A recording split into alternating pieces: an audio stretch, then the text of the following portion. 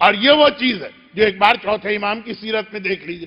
یہ 2-3 دن سے میں ہلکے ہلکے اشارے بھی کر رہا ہوں اور بہرحال اپنے موضوع پر بھی. یہ واقعہ آپ نے کئی بار سنا، اس لیے بہت جلدی سے مکمل کر دوں. یہ اصل میں بچوں کو سنا رہا ہوں.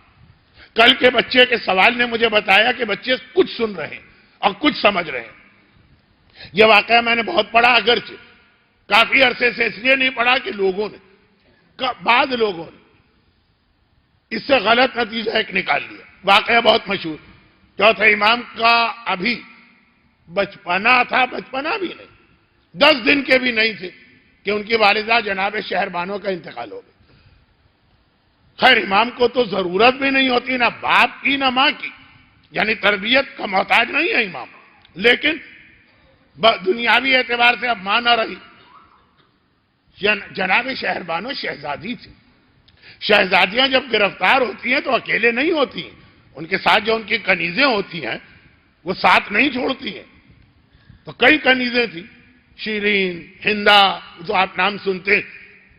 آقا حسین شہربانو کے انتقال کے بعد سب کو آزاد کر دی، مگر ایک کنیز نے کہا کہ نہیں، آقا مجھے اپنی آقا زادی اور شہزادی کے اس بچے کو پالنا.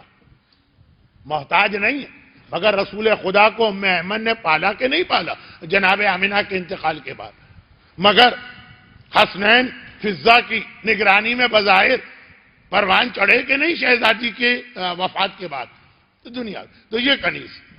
اب امام اس عمر پہ پہنچ گئے اور وہ کنیز اتنی ہی ضعیف ہو گئی. امام کا دسترخوان ابو حمزہ صومالی کے حوالے سے 2 دن پہلے بھی ذکر ہوا. فرماتے ہیں کہ میں یہ نہیں چاہتا کہ یعقوب کی کہانی میرے گھر میں ریپیٹ ہو، لیکن خود امام گھر کے اندر بیٹھ کے کھانا تناول فرماتے ہیں. باہر تو دسترخوان ہے سب کے لیے. اس کی ایک بنیادی وجہ تو یہ کہ لوگ آ کے صبح کا ناشتہ کرتے ہیں. چوتھا امام ساری زندگی روزے سے رہا. مزید یہ کنیز کا جملہ کل آئے گا. تو اب جب امام دسترخوان پہ بیٹھے تو گھر والے ایک ساتھ تو سب نہیں آتے، کوئی آج ہے کوئی کل ہے.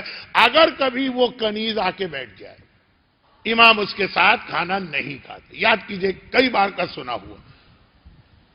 ایک دن ہمت کر کے کسی گھر والے نے پوچھ لیا، مولا آپ کا صبر مشہور اور آپ کا اخلاق مشہور اور آپ اپنے دادا کی مکمل تصویر، اگر کوئی غلطی ہو بھی گئی ہے تو نظر انداز کیجئے، معاف کیجئے. امام نے حیران ہو کے پوچھا کون سی غلطی، کیا بات کر رہے ہیں؟ کہا یہ جو کنیز جس نے آپ کو ساری زندگی پالا اور آپ نے بھی، جو اہل بیت کا اخلاق ہے، ہمیشہ اسے امی امی میری ماں کہا.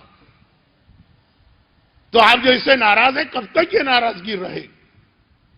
جتنا سوال کرنے والا سوال کرے اتنا امام حیران ہو.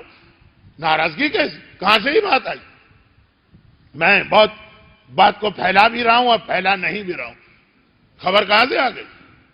جیسے ہم اور آپ اگر بات کرتے پتہ چلا واٹس ایپ پہ میسج آ گیا تھا، تو بھائی کہاں سے ہی خبر آ گئی؟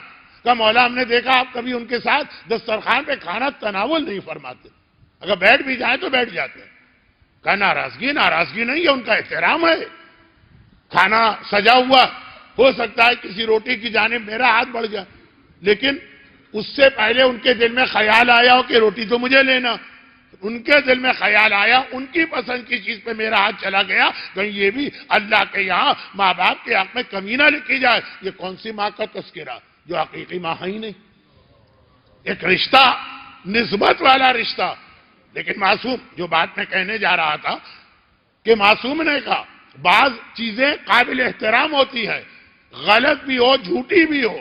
برحمتك يا أرحم الراحمين وصلى الله على محمد وآله الطاهرين.